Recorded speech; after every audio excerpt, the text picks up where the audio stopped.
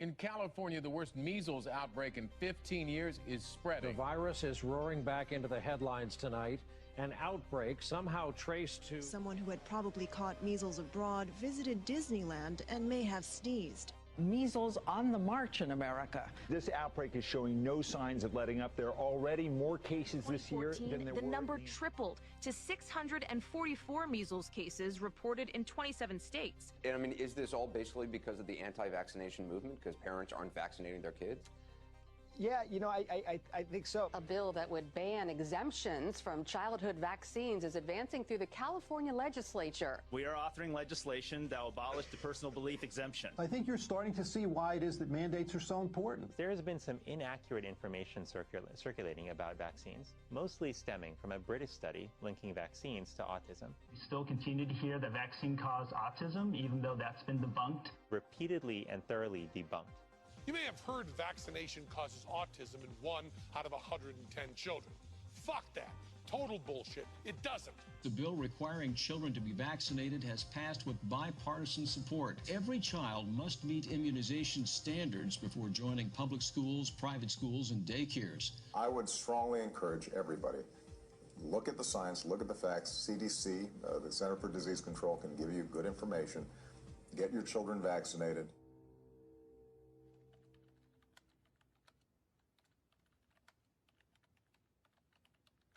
I have waited a long time to tell my story, and I want to tell it truthfully. I was involved in deceiving millions of taxpayers regarding the potential negative side effects of vaccines. We lied about the scientific findings. The CDC can no longer be trusted to do vaccine safety work. Can't be trusted to be transparent. The CDC can't be trusted to police itself. Just a few thoughts. William W. Thompson, Senior Scientist, U.S. Centers for Disease Control and Prevention.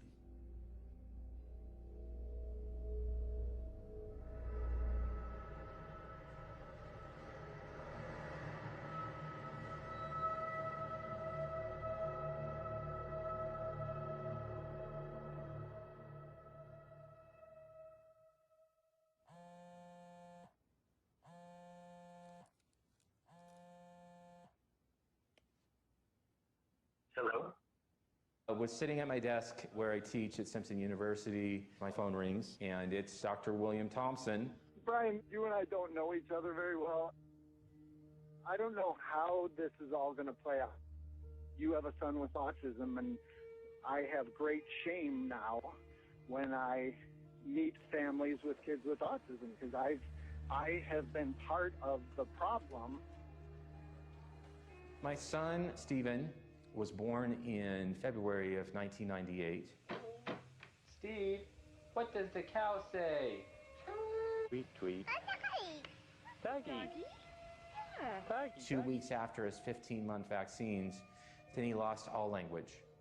He lost all eye contact. You'd pick him up and he would just hang limp. This is a time where CDC was just starting to do these studies on vaccines and autism. As a scientist, I have over 60 technical and scientific publications in major international scientific journals. And I was contacting the CDC and was deeply critical of their studies. And so the CDC decided that the scientist who was going to interface with me at that time was Dr. William Thompson. Because I was on his back, because he didn't like what I was saying about the statistics, I received a letter from a CDC attorney in 2004 saying that I was no longer permitted to contact the CDC. Fast forwarding to 2014, Thompson said to me, Brian, if you listen to me and if you do what I tell you to do, I can guarantee you will be able to access a treasure trove of data, and I would like to guide you through these steps.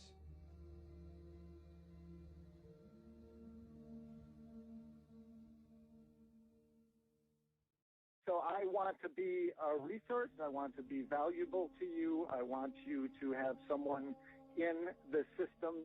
For years, I had been trying to crack this edifice of the CDC and just getting little glimpses of what was not right. The CDC has put the research 10 years behind. Because the CDC has not been transparent, we've missed 10 years of research because the CDC is so paralyzed right now by anything related to autism. I am a licensed clinical psychologist and a board-certified behavior analyst. In 1978, I want to say the prevalence of autism was about 1 in 15,000 children. It was a very rare disorder. I was working at a clinic at UCLA, which was pretty much the only known center for treating children with autism, and we had maybe 6 to 10 children who we were working with. Somewhere around the early 90s, shortly after I opened CARD, the growth of autism has been so high and so rapid that I've never felt like I could ever catch up anymore.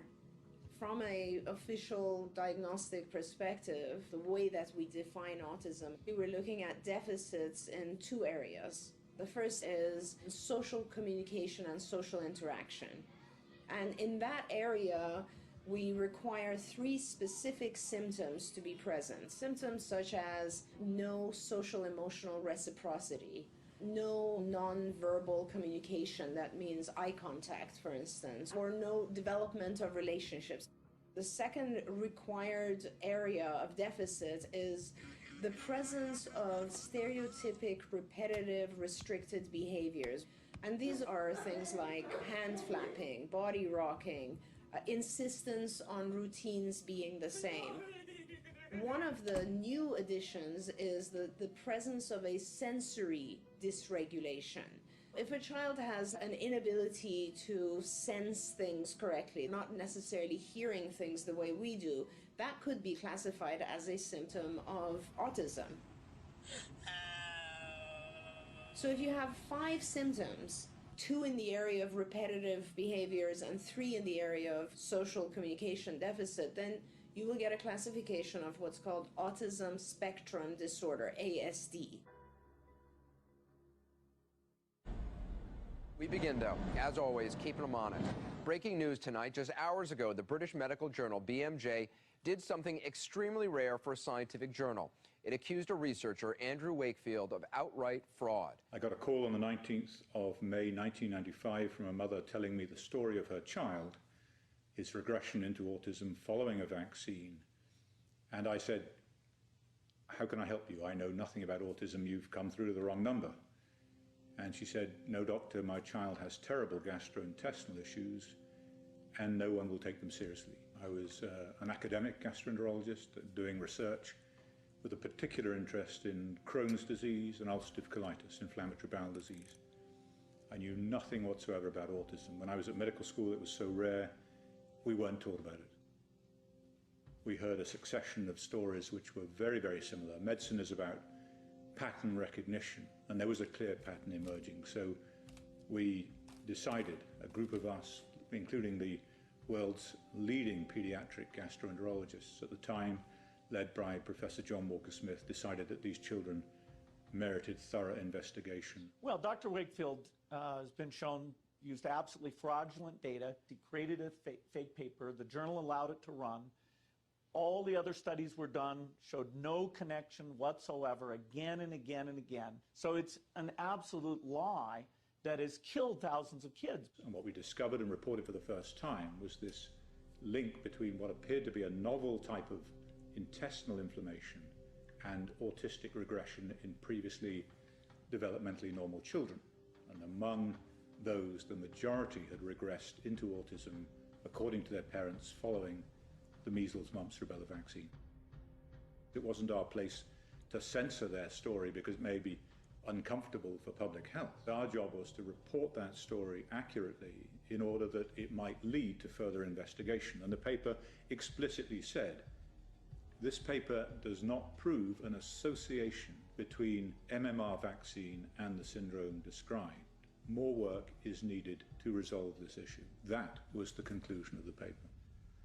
As an investigative medical journalist, I've spent the last 7 years working on one of the best medical talk shows in the world. We know in medicine that there have been many, many studies proving that vaccines do not cause autism. But the problem I have always had with that is thousands and thousands of parents all telling the same story.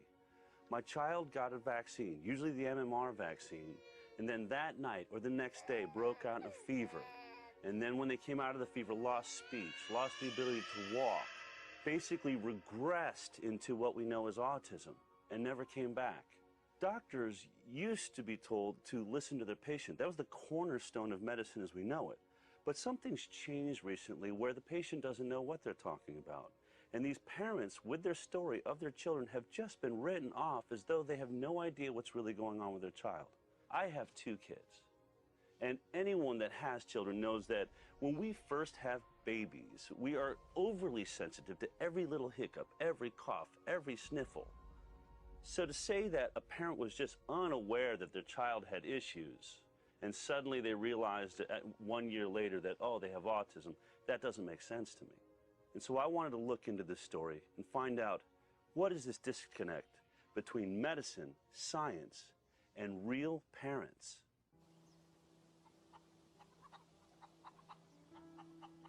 I couldn't wait to be a mum.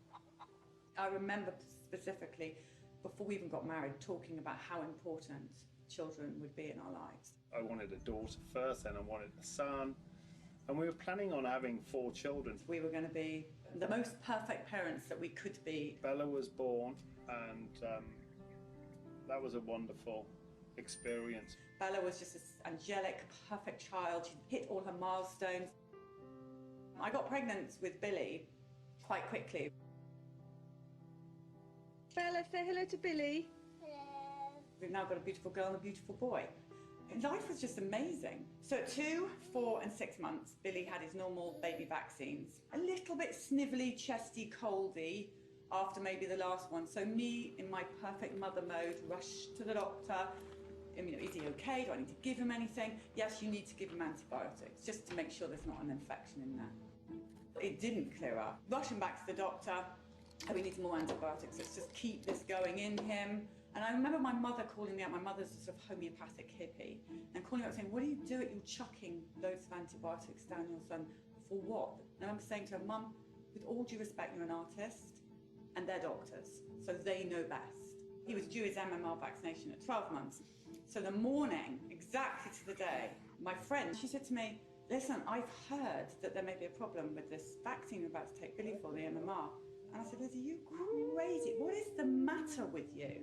If there was a problem with this vaccination, it would be headline news. The doctor would be calling me up saying, do not bother coming in. This is not a safe vaccine. None of that is happening. You're being negative, you're being careless, and you're listening to what, some rumour that you heard somewhere. Billy could become deaf if I don't take him in now and get him this MMR. You know, most of the evidence linking measles with autism is kind of settled down, and most of the doctors and scientists agree that it probably isn't the major cause. I've been working in pediatrics for almost 20 years. I think most pediatricians view vaccines as they're the #1 thing they do for kids. Okay, buddy. There we go. And a high one. All right. All right. Okay. I'm young enough to not remember the days of kids in an iron lung because they were battling polio. You know, polio has essentially been eradicated from this country. In '98, the Wakefield study came out. My son had just been born. That study kind of pointed a finger at the MMR. As a parent, I was scared to give the MMR to my son. And as a matter of fact, I didn't give it to him on time because I wanted to see what additional studies would show. And over time, additional studies did show that, no, it's safe. And so he did get the vaccine. You know, if everybody stopped vaccinating, we'd be going back to the dark ages.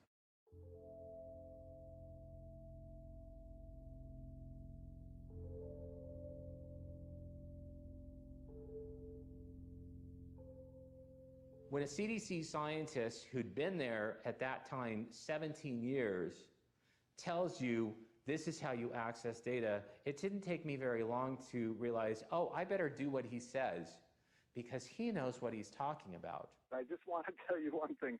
Right now, I'm sitting in a very pretty position in terms of providing you a lot of information. He asked me, what data sets are you going to request? And I said, well, I'm going to request 2 of the studies that you've done on thimerosal, the mercury-containing preservative that's used in some of the vaccines. And he said, well, that's fine, but I want you to request the MMR data set first. And this is the study by Frank DiStefano and his colleagues in 2004. It was the one study where we could end up creating a mess while the CDC tried to sort out something they couldn't understand. The day Billy got the MMR was a living nightmare. It was the worst day of my life, to be honest with you.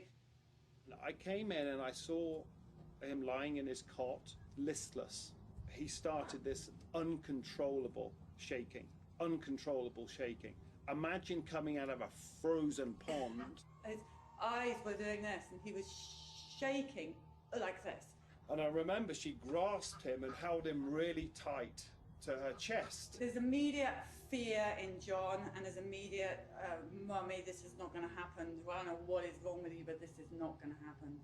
And we get to hospital, we rush him in, doctors are coming in and looking at him, and that's when they said, he's had a reaction, he's had a seizure, this is normal, this is common for many, many children who have this vaccination. It's absolutely okay. He's going to be fine. Nobody ever told me that there would be any side effect to any of the vaccinations my children had.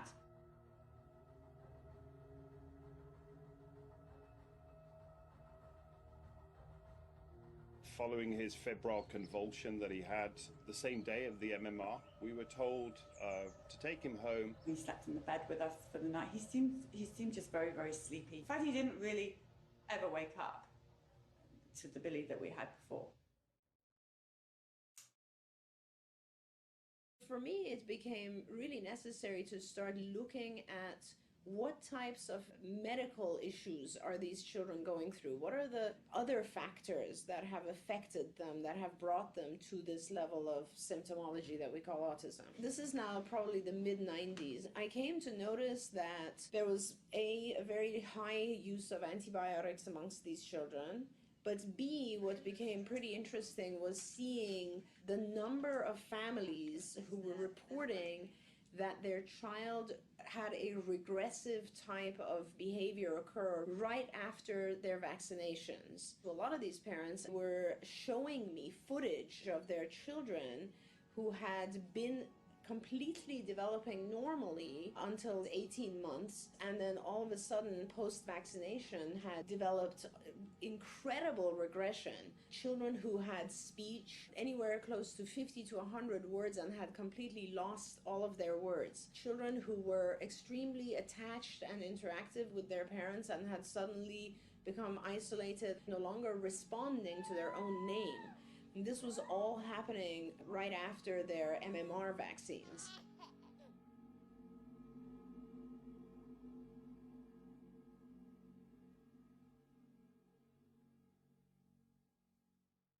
My oldest son, Ian, was born normal, developing normally. He was this beautiful boy, and we ended up at our 12-month visit, which is his 1 year. Then they gave him multiple vaccines at once. And within 7 days, he had 104 fever and a rash all over his body.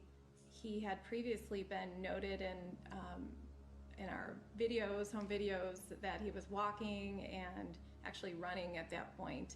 7 days after the vaccine, he was no longer able to do that.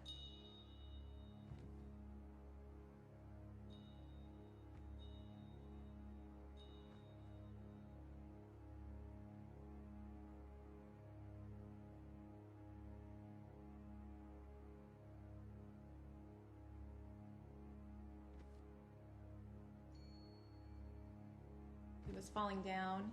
He became a really sick little boy.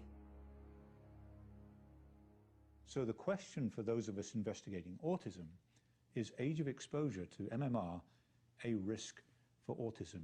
And in order to understand why that might be, you have to understand something of the history of MMR vaccine. In 1987, there was an MMR vaccine that was being used in Canada, produced by SmithKline Beecham. And that vaccine caused meningitis. It was recognized quickly, and that vaccine was withdrawn in Canada.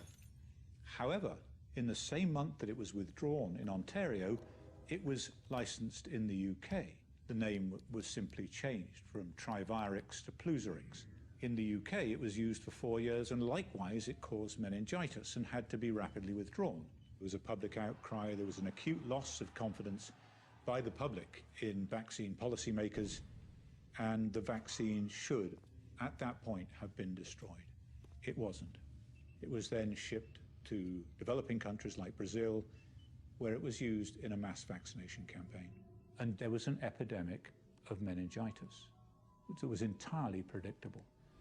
Now, scientists studied that epidemic, and what they found is that the risk for meningitis was associated with age of exposure. The younger you got the MMR vaccine, the greater the risk of meningitis. For people like me investigating autism, the question was, is there a similar risk in autism? Is age of exposure to MMR a risk for autism just as it was for meningitis? We shared with the US Congress and the CDC the hypothesis. The story as told to us, which we have an obligation to report, is that the majority of children regressed following a period of normal development in the face of MMR vaccination. That does not mean it is the cause of the disease. The Institute of Medicine is a body of scientists and physicians that review the available data on vaccine safety and then advise our government on vaccine research policy. Well, because Andy Wakefield had put forth this theory that the age at which you receive the MMR may increase your risk of autism, the IOM looked to the CDC to do that very study. It was a study about timing. Does the earlier you receive the MMR vaccine increase the risk of autism? When we talk about the MMR study, nobody had ever requested those data because it was a big secret that you could do it. Thompson told me to email such and such a person, and then on the inside, I also found out that one of the people preparing these data sets for me was Bill Thompson.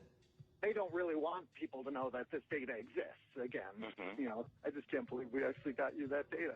Thompson couldn't send these documents directly to Brian Hooker because that would have been illegal.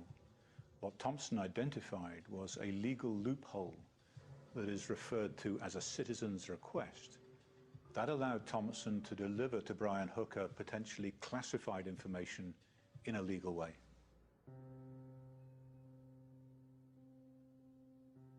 You get checked in England with your babies at certain times, by health visitors. So at 9 months, Billy had his full-blown check, and it says no parental concerns, baby laughing, babbling, talking. So we passed that with flying colours. 18 months is when they next come in. And by this time, we know there's something seriously wrong with Billy. Probably within 5 or 6 days, the first signs really was this vacancy. He wasn't the same smiley little baby that he was before. He had a blank expression. Then the diarrhea kicked in. His tummy started to get bigger and bigger, bloated, rock hard bloated tummy. He would start to walk on tiptoes. His hair fell out, and this dreadful high-pitched scream, sort of whiny scream developed from him. And then came the head banging, the constant banging against his crib, the constant banging against the floor or a wall or anything that he could find to bang his head on. He would thrash it and thrash it. John and I would lie in bed at night just listening to this thud, thud, thud. Thud. There's nothing. He's now not even noticing his sister who he used to play with. John comes through the front door after work. No recognition that we were his parents or this child even belonged to us. Nothing, nothing, gone.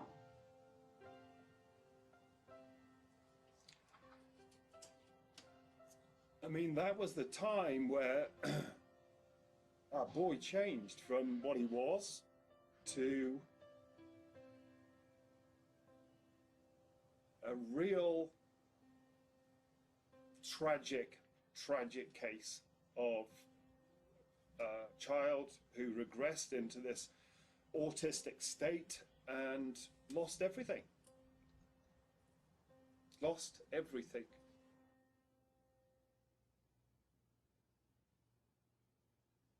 The CDC, the way that they do research studies is very reactionary. They look at something that's creating a press and creating a buzz that could actually lower vaccination rates, and that's what they study. They don't study vaccines proactively.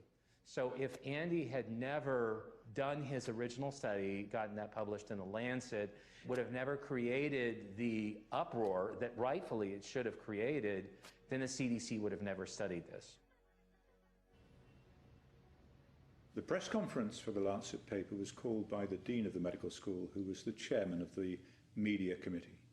The temporal association between MMR and autism was initially made in the United States.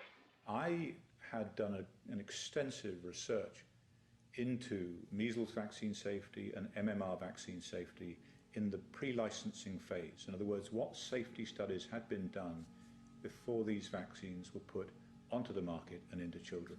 A 250-page report was compiled by me showing that the vaccine safety studies for MMR in particular were lamentable.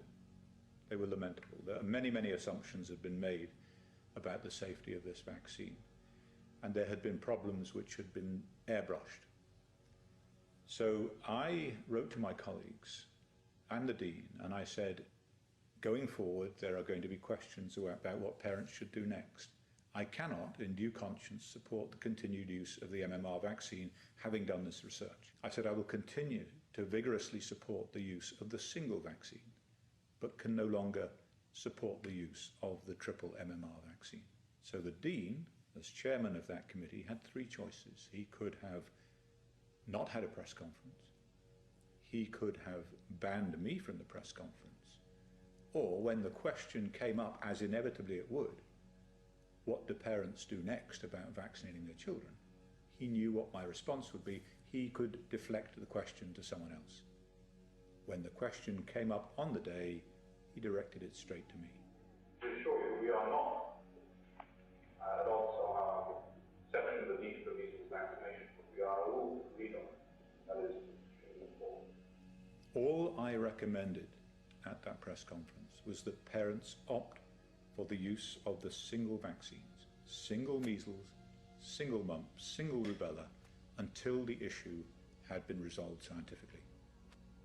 What happened when I made that recommendation, unilateral decisions were made by the government in the UK to withdraw the importation license for the single vaccines, Merck opting in the US to cease the production of the single vaccines, giving parents no option. I said to a senior representative of the Department of Health, why, if your objective is to protect children against serious infectious disease, why would you take away the option of how parents do that?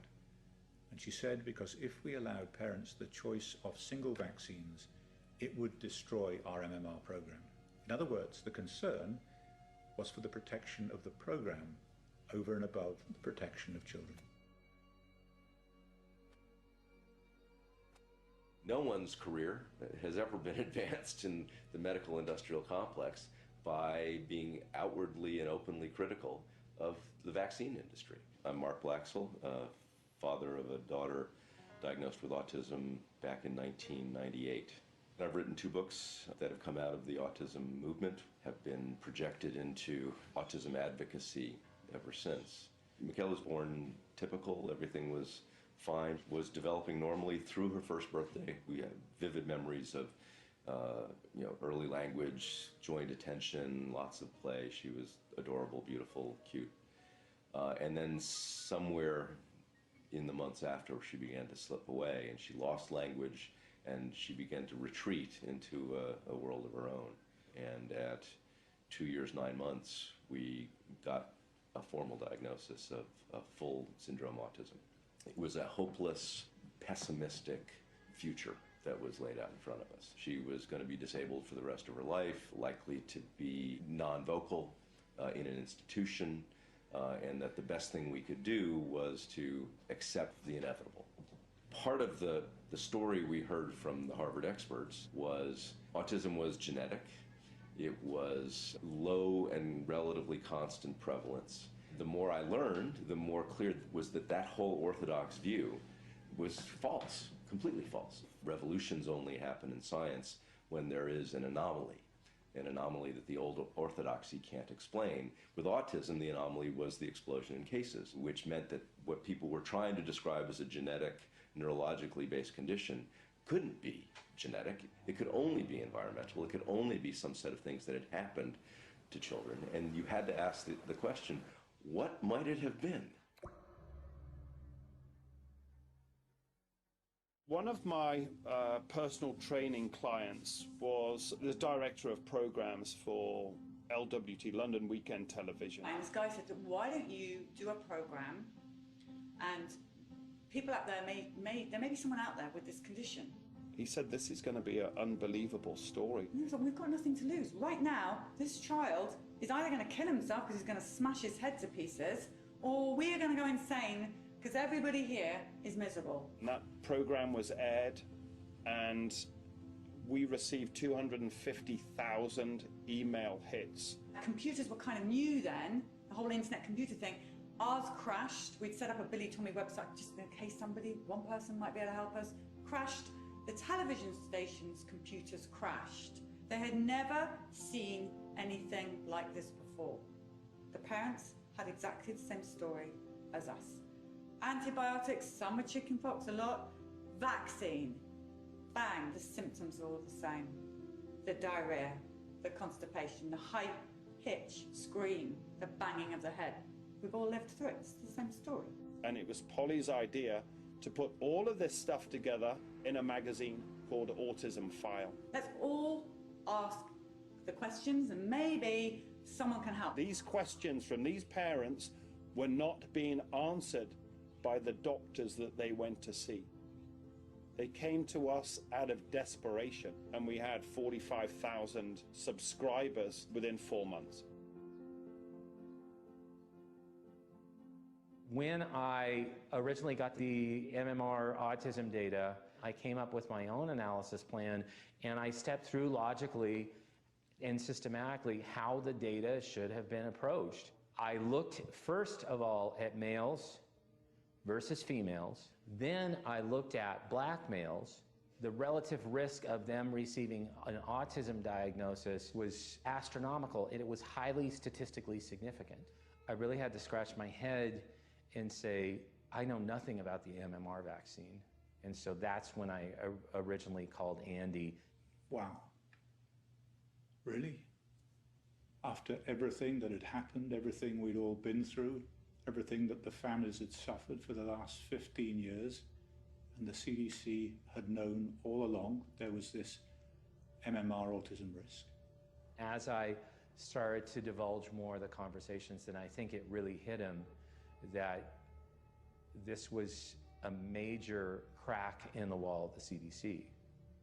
The first thing that Thompson did was to plot a graph of percentage of children vaccinated against age at first MMR vaccination.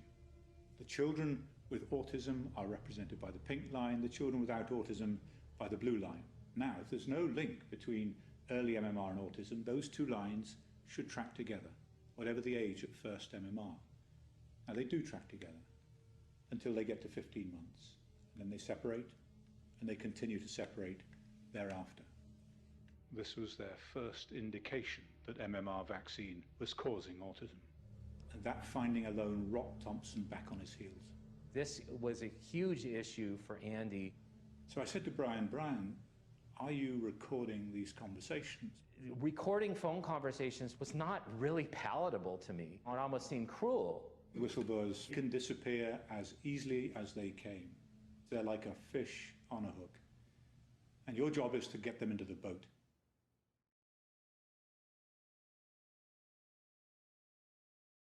Temple walked at 12 months, so he had been walking for an entire month before we went in for the next set of vaccinations. The minute we walked into the pediatric office, Lou, his twin, she's screaming her head off.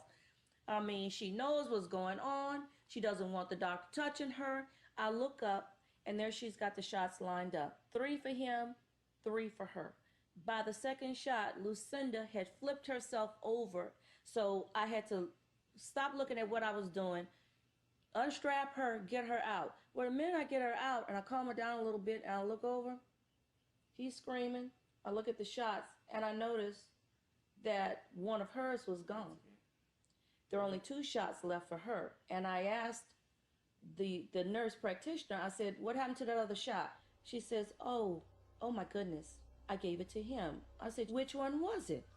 She said, it was the other MMR. I said, call the doctor. This baby is screaming his head off. You've given him an extra shot. I don't know what the effects of that's gonna be. We're leaving. And I left. So she never got her shots. I go home, this baby cried. I put him down on his little blanket. He starts banging his head on the floor. The next morning, I go in his room, and he's staring in the space, and he's looking around like this, as if, he's a bit paralyzed. Not the baby who was always doing this every morning and smiling for me to get him out of bed. And I pick him up, and he does this. And I said, what has happened to my baby? So I call the clinic, and I said, I think my child's had adverse reaction to those shots yesterday. She says, no. I'm waiting for a representative from Merck. I don't think it was a reaction to that.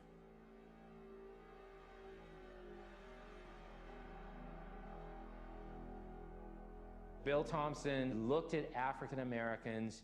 He saw that those African Americans that got the MMR on time were 2.64 times more likely to get an autism diagnosis than those African Americans that received the MMR after 3 years of age. What this was suggesting is that among the blacks, the ones that were getting vaccinated earlier were more likely to have autism.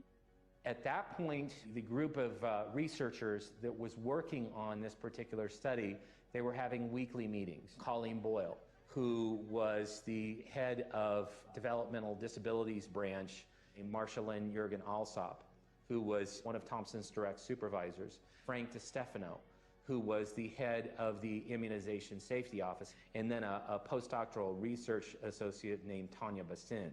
In that meeting, Thompson brought up the fact that African Americans were showing a highly statistically significant risk of autism if they got the MMR on time.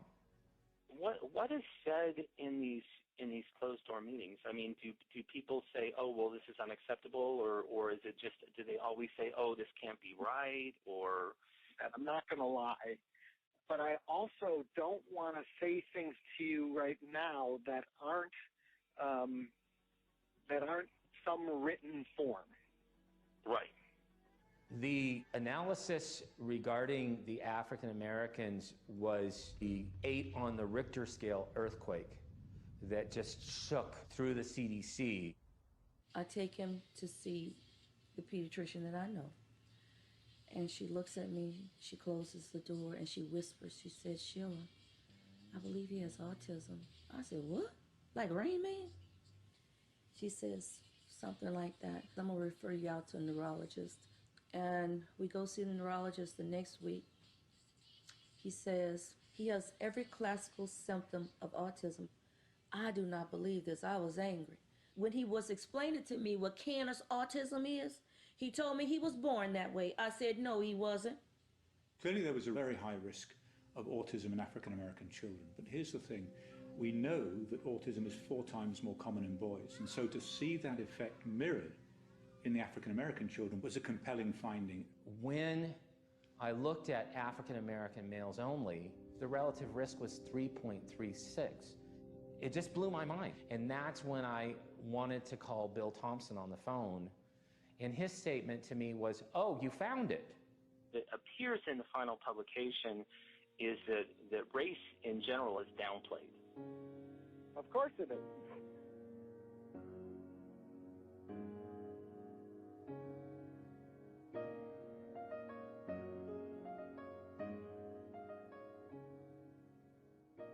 Temple's twin is amazing. She is fluent in 3 languages. She speaks French like a native. She is an A student. She plays classical piano.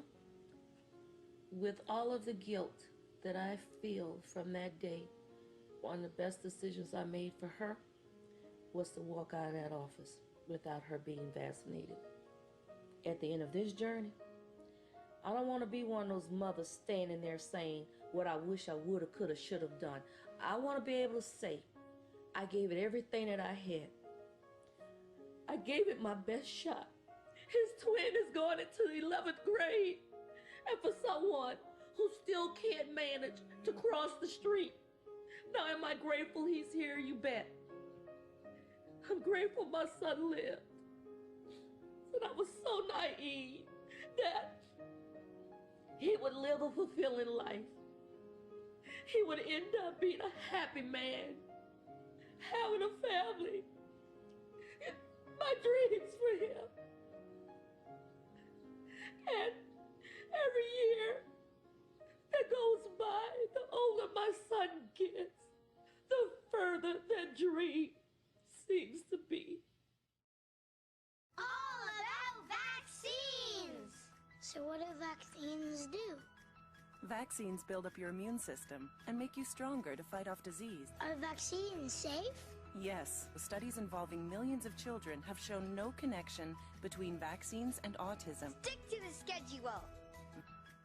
The CDC's own vaccine schedule, which we are required to adhere to as parents in America, recommends that our children get the MMR between 12 and 18 months. But in this hidden data provided to us by William Thompson, it is clear that for African Americans, this is actually the most dangerous time to deliver the MMR. The CDC, in my opinion, is one of it's where I go to if I need information about an infectious disease. I probably either go on their website or open one of the reference books every day. That building is filled with a lot of scientists that are smarter than me.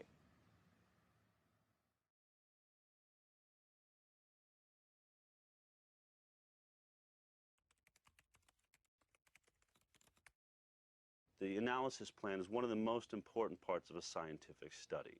It's the laws or the rules by which the scientist will adhere to while doing the study.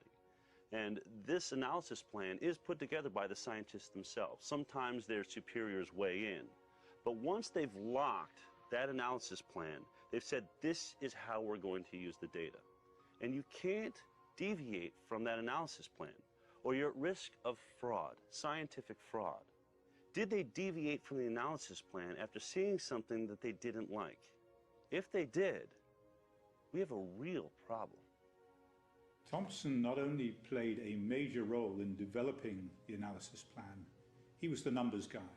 He was responsible for collecting the data, analyzing the data, and presenting the results. And by November 2001, the results were in. Now with the MMR autism one, we had an analysis plan that we were supposed to execute as was written. And,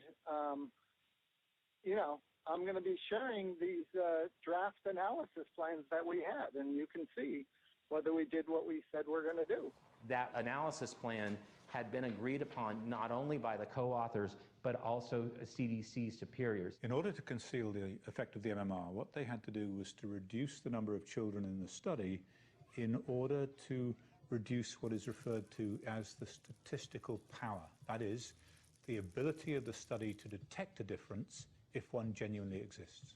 In the analysis plan, they had agreed to use 2 sources of information. The first was the children's school records, and the second was the children's Georgia birth certificate records. So while every child in the study had a school record, only half of the children in the study had a Georgia birth certificate record because the other half had been born in other states. So the analysis plan was explicit. Information on a child's race was to come from their school record. But when confronted by data that revealed an increased risk of autism in African American children, so they deviated from their analysis plan. They chose to get the race data not from the school record, but from the Georgia birth certificate record. Instead of having 3,000 individuals in the study, it went down to about 1,800. the relative risk went down from 2.64 to 1.8, but more importantly, that relative risk was no longer statistically significant. I now ask you to step forward to receive your prize from the hands of His Majesty the King.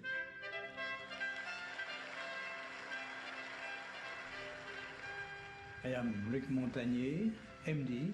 I am a virologist by training. I obtained the Nobel Prize for my contribution to the discovery of the AIDS virus. The vaccine-autism interaction is a worldwide problem, not only in this country, in Europe, but also in Asia, even in Africa. The MMR vaccination, in a very early stage of infancy, before the age of 2, was more prominent in Afro-American children, and this was hidden for some time. This fraud, of course, ranks very high, to my opinion, in the ethics of medicine and science.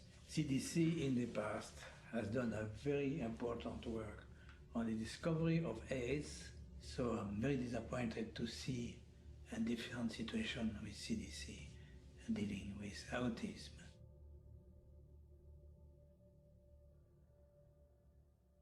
Shortly after Julie Gerberding became head of the CDC, I began to communicate with her and ask her to come to my office. There didn't seem to be objective research going on. There was the CDC trying to promote vaccination for children, and then they were doing the safety research themselves. In CDC's judgment, the best public policy is to continue vaccination unchanged while aggressively working to try to identify causes of developmental disabilities. The CDC, I just thought, was institutionally conflicted. The CDC can't take money directly from pharma, but they can set up a foundation, and the foundation can attract donations from commercial interests, and does. Merck, GlaxoSmithKline, now Pfizer, Sanofi, Aventis have huge multi-billion-dollar vaccine businesses. They're profitable.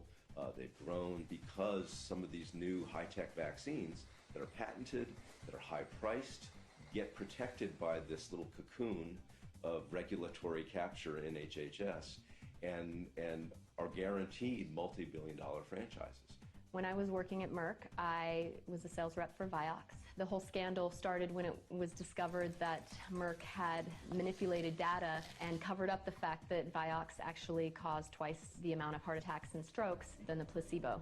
What I learned from that experience was just because things are on the market does not mean they are safe. I think we get into a very dangerous territory with vaccinations. If a drug company gets just one vaccine added to the schedule, they can make upwards of $30 billion in 1 year. It's no secret. I think they've published their intention, which is they want to create an environment of constant vaccination from cradle to grave. They want infant vaccines and expanded flu shots, DTaP boosters, Gardasil shots, meningococcal shots. They want adult vaccines. They want you and me to come in and get a constant barrage of shots. And then they want vaccines for the elderly. We have a highly profitable product because the safety testing isn't as rigorous as a normal pharmaceutical drug. The gold standard is double-blind, placebo-based, long-term study. And that just isn't done with vaccines because they're classified in a different way as a public health measure. And they haven't been tested in combination with other vaccines. Yet doctors give 6 to 9 doses per visit. It's insane. If pharmaceutical drug was tested like this, it wouldn't be on the market. But because it's a vaccine and the safety testing is less rigorous, our children are being experimented on. I don't like to look at autism from a behavioral perspective. I look at it from more of a what causes it in each child. When I want to define autism, I have to say that it's the inability to detoxify the way you're supposed to, or at the rate that you're supposed to. And it all has to do with this toxic overload.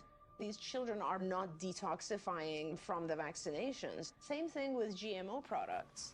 The pesticides in our food, if I can prevent the child from being exposed to more toxins, then when I'm teaching the child, at least the child's getting better and not continuously getting worse. Without a doubt, what's happened to Billy has changed his life. Yeah, there you go, give a strike. What I have on my hands now is a 19-year-old man. He's 6'2". He is volatile. On good days, Billy is brilliant. He's an angel. On bad days, the slightest thing can trigger him, and he's scary. I'm going to go downstairs and get Billy, Daddy right now. You need to stay up here, okay? I'm going to kill Daddy right now. Bill, listen to me. I'm going to stay with you up here, and you're going to try and calm down, okay? The reason they become aggressive and dangerous in some cases is because they have no ability to communicate. Because Mummy asked Kent, but Kent bring in the sweet corn and then bring in the chickens here. Because this is your fault, Mummy. If you were not able to express your needs, your wants, your desires, your happiness and sadness and so on, you would become aggressive. That's often when we see the worst part of autism.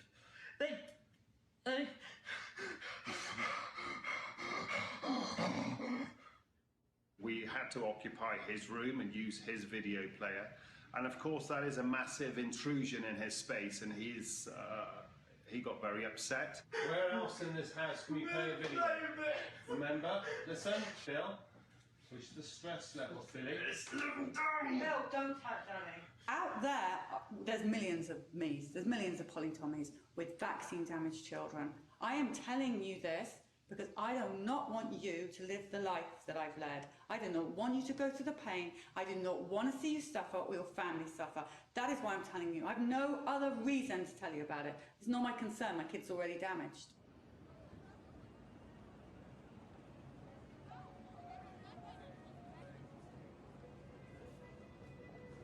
I am a senior research scientist here at MIT in the Computer Science and Artificial Intelligence Laboratory.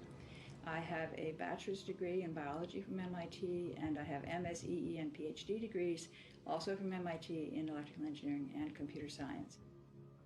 I became interested in autism a long time ago when my best friend at the time had a son who was diagnosed with autism following a DPT shot. He ran a high fever after the shot, seizures a week later, and then was later diagnosed with autism. We have to accept the fact that autism is new, that before 1930, the rate of autism in the world was effectively zero. And then for a long time, it was 1 in 10,000. I got interested in studying autism 8 years ago when I saw the numbers go up, and I was quite alarmed because I could see that the trend was exponential growth.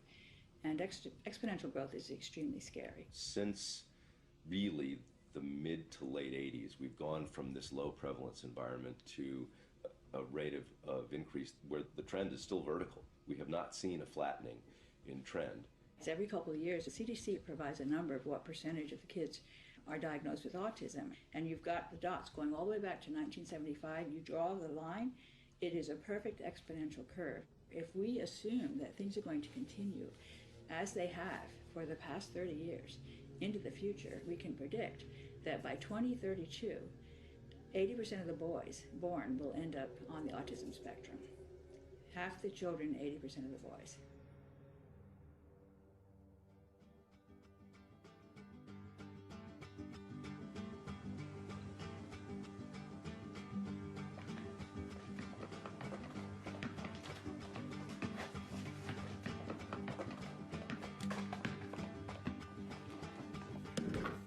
If you think this vaccine is only a problem for African American kids like me, you're wrong. There's an even bigger problem, one that puts all kids at risk, and it's called isolated autism.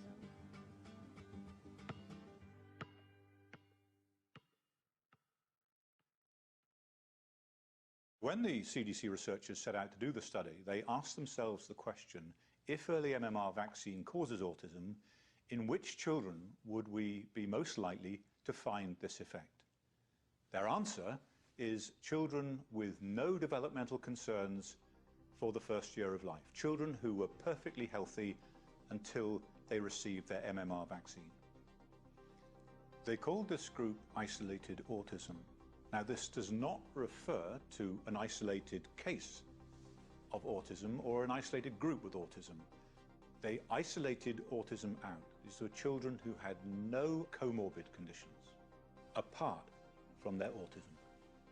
No cerebral palsy, no mental retardation, no visual or hearing impairment, no epilepsy, and no birth defects.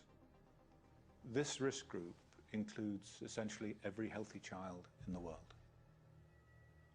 I'm a single father raising a 15-year-old, severely autistic, nonverbal teenage daughter. When she was 15 months old, she received a round of vaccines that included the MMR and the DTaP. She developed a high fever. When the fever broke, she lost everything. My daughter was 6 weeks old when I took her in for her vaccination. 2 hours later, she had a 5-minute seizure, and 2 hours after that, she had another 5-minute seizure. Mama's here. Come on, come on, come on, you're okay, you're okay. Come on, baby, come on, babe, come on, you can do it. Come on, babe, come on now, come on, baby, come on. Keep breathing, come on, come on, come on, come on. The vaccination gave her severe brain damage, and she had seizures every day for the rest of her life until she died in my arms at the age of 15. There is no good reason to choose not to get a vaccine. He got his MMR and he got his DTP, and within days, he stopped talking. Projectile vomiting, convulsions. He went blind in his left eye. Vaccines took our healthy, happy baby and made him unwell. She lost all acquired speech. He lost his speech, he lost his eye contact, like the flick of a switch. If vaccines were unsafe, I think this would be an interesting and reasonable discussion. Obviously, some minority get hurt by this stuff. I don't understand why this is controversial. Vaccines are safe. Get vaccinated. It's like, you know what? Shut the fuck up and let me take every vaccine that Merck wants to shove down my throat. Autism is not a side effect of vaccine, or to say it another way, because some people don't hear this well, vaccines do not cause autism. Hear this well. Hear this well. Please hear this well. Hear this well. Vaccines can and do cause autism. My grandson, Daughter Lily, and my daughter. My son was fully vaccinated. my son Jackson. I had a healthy, typically developing boy. Please hear this well. Vaccines cause autism. One day everyone will know the truth about vaccines. Hear this well.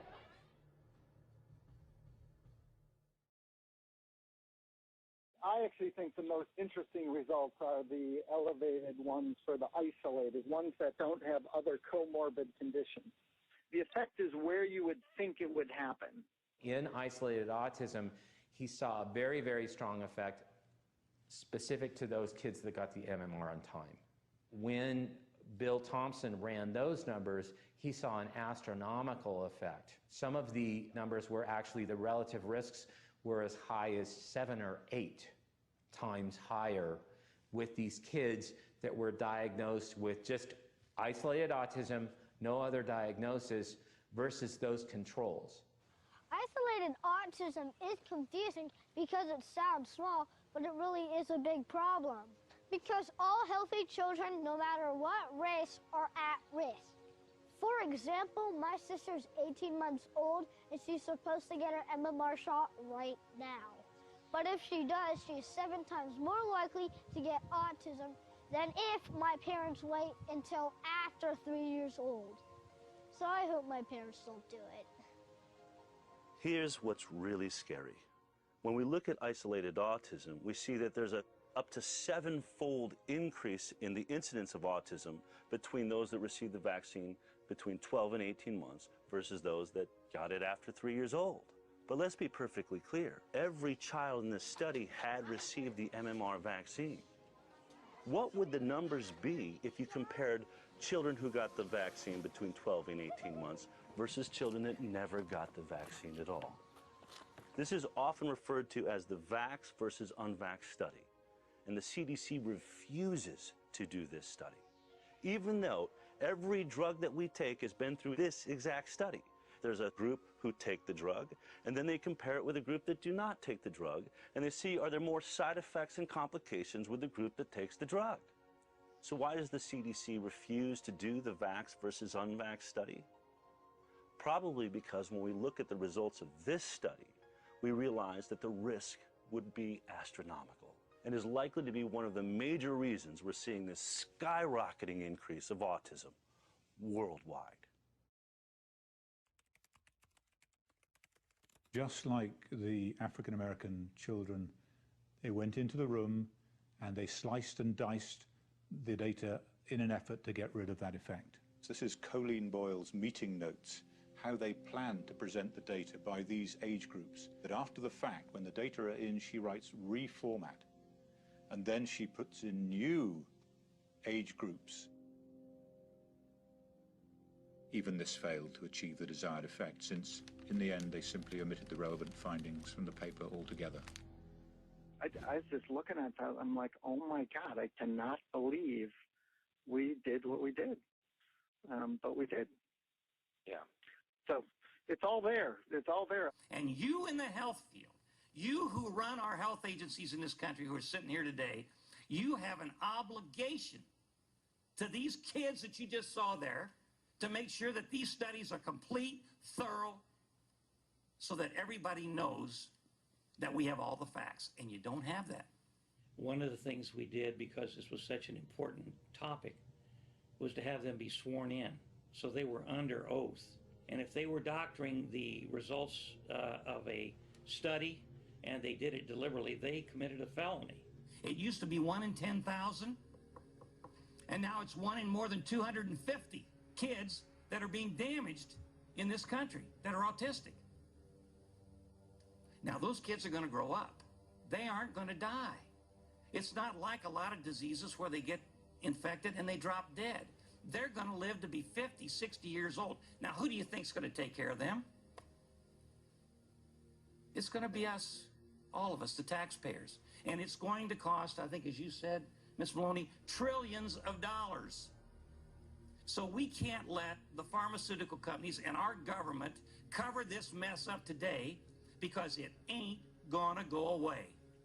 And it's gonna cost the taxpayers trillions more if we wait around on it. And for our FDA and HHS and the health agencies to continue to hide behind this facade that there have been studies that conclusively prove otherwise is just wrong too. So the CDC wasn't just doing this study inside of a bubble. In fact, it was the exact opposite. They were under fire. You had Congressman Dan Burton in front of the Congress demanding answers about mercury and the MMR and vaccine studies and the connection to autism. Dave Weldon, congressman from Florida, is reaching out to Julie Gerberding with serious complaints on how he thinks this entire issue is being handled. On top of that, the Department of Justice is requesting files and data from the CDC because of a previous study called the Verstraeten study that had so many anomalies, it looked like scientific fraud was taking place. So they were suspicious. So then you look at the emails that Thompson's provided to us, and you see that he's reaching out to his line manager, Dr. Melinda Wharton, throwing up red flags, saying, I first spoke with you in September of 2002 regarding the sensitive results we have been struggling with in the MMR autism study. How do you struggle with scientific results? I mean, facts are facts. Data are data. That doesn't make any sense. So you got Dan Burton breathing down their necks. The Department of Justice is requesting files. And William Thompson finds out that Colleen Boyle has brought in a lawyer to help her decide what materials are too sensitive to provide to the Department of Justice. This obviously freaks William Thompson out, because later in the email to Wharton, he says, I will be hiring my own personal attorney. And it's extremely unfortunate that we need to be concerned about whether our own legal rights are covered when participating in a study such as this. I mean, what's going on here? We have government scientists lawyering up over a children's safety study. Clearly, this does not sit well at all with Dr. Thompson, because at the end of this email, he makes what looks to me to be a clear threat. My level of concern has also caused me to seriously consider removing myself as an author on the draft manuscript. So then a few days later, Thompson writes directly to Dr. Walter Ornstein, head of the National Immunization Program, saying, I am not interested in taking all of the political heat that will go along with that study. Thompson has gone all the way to the top of his department. I mean, we don't ever get a response from Walter Ornstein, but Thompson is very clear on what happened next. The higher-ups wanted to do certain things, and I went along with it. In terms of chain of command, I was number 4 out of 5. Dr. Thompson talked about destruction of documents, and that in fall of 2002, There was a meeting with the trash can rolled in, and they selected documents to be destroyed. I led all the analyses with the DiStefano thing. Literally, everyone else got rid of all their documents, so the only documents that exist right now from that study are mine. These documents were no doubt federal records. They were very important documents because they showed a very strong statistically significant effect. He felt that, quite rightly, it would be illegal to destroy those documents, and so in his office he kept not only the hard copies, but the computerized files for that study. There was a dramatically different result presented before and after the time frame that Thompson alleged that these data were destroyed. If I never had the documents before October 2002, there would be nothing that would show that they actually had the results in hand and they decided to destroy those results. I filed a formal complaint to the Office of Research Integrity and the Department of Health and Human Services. I heard back not long after the complaint was filed, and the letter basically stated that every co-author except for Dr. Thompson denied that any such meeting was scheduled. They denied that any material was destroyed or thrown away. They were calling Dr. Thompson a liar. It was their word against his. Dr. Thompson predicted that this would happen. There's things I haven't even shared with you because I can't prove it. And that's what I struggle with. I don't want to share things with you that I can't prove, that there aren't hard records, because I am worried that the other 4 people will collude and say, no, that's not true. Dr. Thompson provided meeting notes to me for precisely the time where the co-authors are claiming that no meeting took place. That's what I keep seeing again and again and again, where these senior people just do completely unethical, vile things, and no one holds them accountable. So look, once you have the data, a scientific study like this is a relatively simple process. You just run the data, you get the results, and then you publish those results in a paper. In their own analysis plan, this study was only supposed to take 6 months, from May 2001 to December 2001. So if they weren't destroying data, why did this study end up taking 4 years? The question everybody needs to be asking the CDC is what the heck happened between October 2002 and February of 2004? The reason you don't see anything else circulating on the study, it was 5 of us behind closed doors for 2 years. Wow. So after 2 years of secret meetings behind closed doors, DiStefano emerges with the final draft of the MMR study, and they're going to present it to the Institute of Medicine. People on the IOM move from industry, government, academia, government, industry, and then they bounce around. It's all the same people, and there wasn't a really good policeman in all this to really make sure that the vaccine safety studies are done properly and that they're done objectively. It just didn't seem to me like we were running a system that was credible. I had written to Julie Gerberding, and I asked her to postpone the February 9th Institute of Medicine meeting. This report, the Institute of Medicine report, I wanted postponed because of my concern that this was not an exercise in discovering the truth, but was instead a meeting being driven by a desire to short-circuit important research and draw premature conclusions. The problem is, William Thompson, being the lead scientist, he's going to have to present their findings. And he's not happy about it. In fact, he's so upset that he goes above the lead author, DiStefano, above Walter Orenstein, all the way to the head of the CDC, Dr. Julie Gerberding. And in an email, he says, "Dear Dr. Gerberding, I will have to present several problematic results relating to statistical associations between the receipt of MMR vaccine and autism." Basically saying, I'm not going to continue this lie. If you put me up there, I'm going to tell the truth. Thompson was originally scheduled to provide a briefing because he basically told Director Gerberding that he would have to say that there is a causal association. He was switched at the last minute with Frank DiStefano, who was able to report to the IOM falsely We have found no association between MMR and autism. The IOM was the point of no return, and so deprived of the truth, the IOM declared MMR vaccine safe. It was a rush to judgment to shut the door permanently and completely on the MMR autism link. It's absolutely appalling that much of what I said turned out exactly to be true. They were trying to short circuit the research. It's the lowest, it's the lowest point in my career that I went along with that paper. After their brilliant work on the MMR study, DeStefano and his team received an award from the Department of Health and Human Services. And then several years later, Dr. Julie Gerberding received an award of her own, a high-paid job as head of the vaccine division at Merck. Clearly, Merck appreciated the work she had done investigating their vaccine.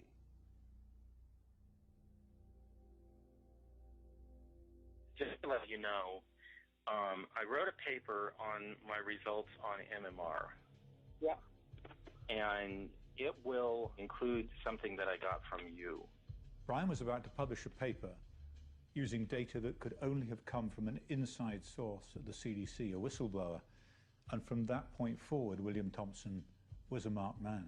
Andy approached me and said, it's time to publicize a CDC whistleblower. Ironically, 12 years later, while Thompson is bearing his soul to Brian Hooker, in front of Congress, Colleen Boyle is just peddling the same old CDC fraud. But this time it's to a new player, and that's Congressman Bill Posey from Florida. I wonder if the CDC has conducted or facilitated a study comparing vaccinated children with unvaccinated children yet. Have you done that? We have actually done a number of studies looking at the relationship between thimerosal vaccines and autism and other developmental disabilities. The lies from the CDC were still the same. The difference now is we had William Thompson.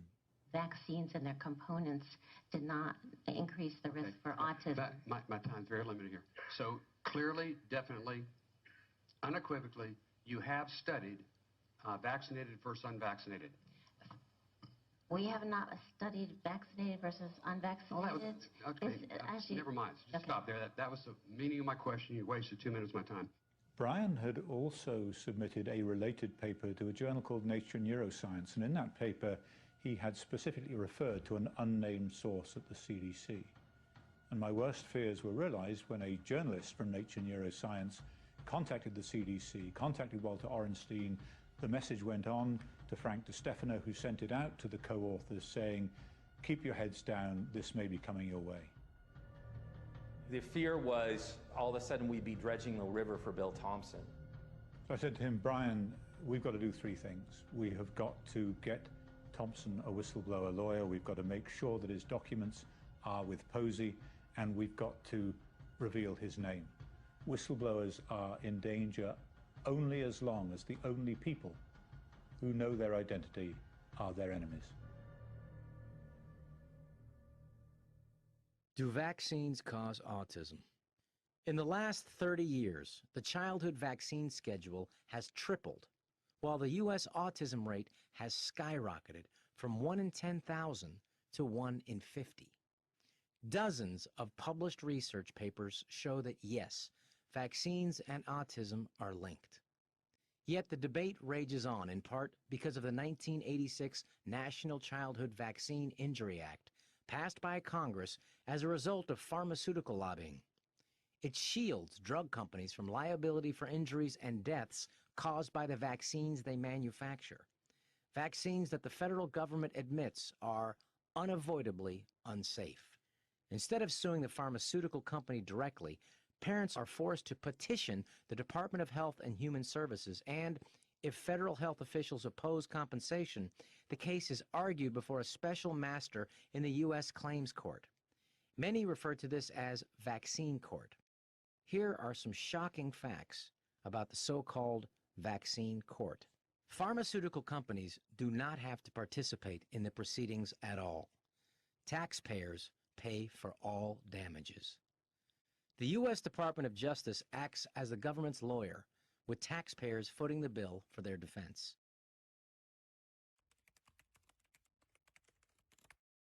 Beginning in 2002, there were already thousands of cases accumulating in vaccine court, and the average compensation for an autistic child is in the range of $5 million.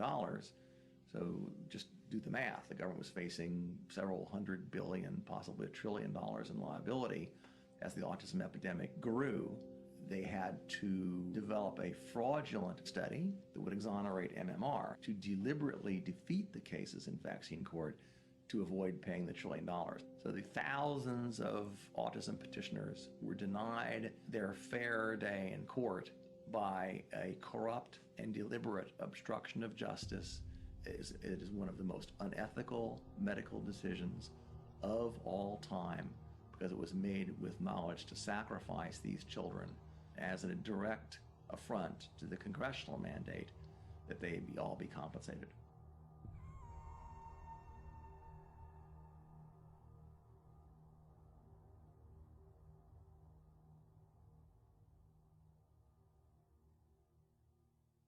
In the fall of last year, I got a call from an inside source who told me that in 2 weeks there's going to be a whistleblower from the CDC who's going to come out and say that the CDC had committed fraud on the MMR study and that they knew that vaccines were actually causing autism.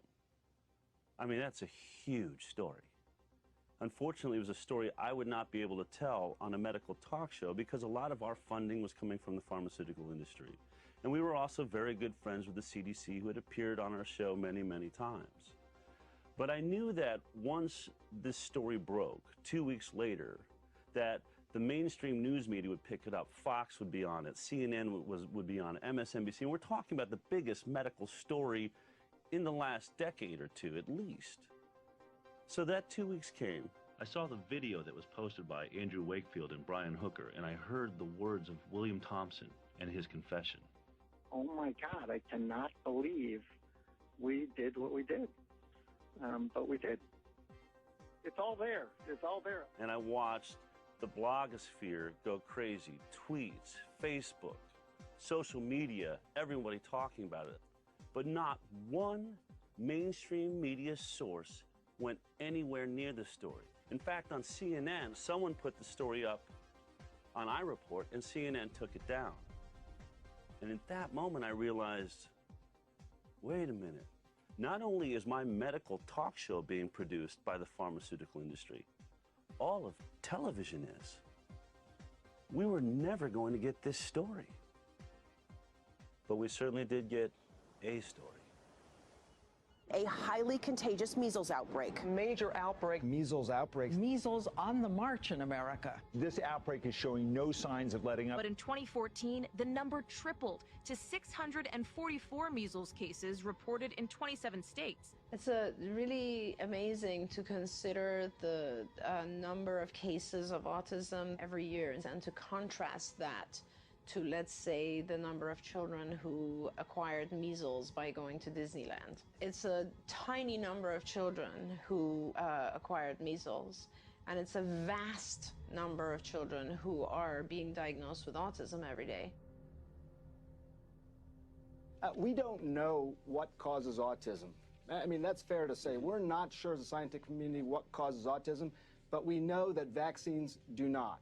Now, I'm not saying that Sanjay Gupta is a bad guy. In fact, I think that he tries to do a lot of good, just like many doctors do.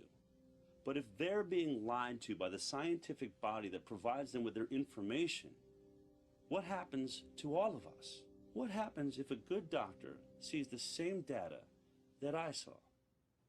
So you're a scientist, basically. So you're studying this, and you feel 100% comfortable. You even said you have kids, so you're a family person. Yes. You would feel very How long have you been a doctor, and sort of what's your area of specialty? Sure. I've been a family medicine physician for over 10 years now, and treating families, everyone from newborns all the way up to my oldest patient is 96. So do you administer vaccines as a part of that? Yes, I do administer vaccines. In our clinic, we follow the CDC recommendations, and we give that information to our patients, and we give them a schedule of when their children are going to need to be vaccinated and so on and so forth. There's something I want to show you. This is the formal complaint about what they've been given by William Thompson, the whistleblower at the CDC, okay? There's all sorts of reference materials in here and things like that. I'm just going to give you time to look at it, study it as long as you want, okay? When you feel like you have a grasp of it, I know it's going to take some time. Appreciate you taking the time, all right? Okay. So I have sent you what William Thompson has said is the fraud at the CDC. All of that data that was missing. Did you get a chance to really look it over? It's really unbelievable how blatantly the data was switched around. It made me question whether or not this organization that's been mandating how I practice medicine for the past 10 years, if they're lying about this or leaving data out about this particular study, what else am I being lied to about? I'm still trying to digest it because this study, which was used to kind of give the definitive answer to us pediatricians that, oh, the MMR is not related to autism, I kind of feel like I've been lied to. When they set out to do the study, they wanted to look at the data and interpret the data. But then there's a piece of data that they chose to ignore. The data they excluded was really, really significant. Think about it, it's a big deal. It is a big deal for a physician to have to deal with the fact that for the past 10, 20 years, we've been potentially destroying the brains of children. Everything I've been telling my patients for the last 10 years has been based on a lie and a cover-up. Parents making decisions about their children's health deserve to have the best information available to them. They should be able to count on federal agencies to tell them the truth. Once Brian and I had outed Bill Thompson, he got himself a whistleblower lawyer. He provided all of his documents on the fraudulent CDC study to Congressman Posey, who then went before the Congress. Considering the nature of the whistleblower's documents, as well as the involvement of the CDC, a hearing and a thorough investigation is warranted. So I ask, Mr. Speaker, I beg, I implore my colleagues on the appropriations committees to please take such action. Thank you, Mr. Speaker. I yield back. It's now been 7 months since Congressman Bill Posey urged the Congress to subpoena Bill Thompson, and they have done nothing.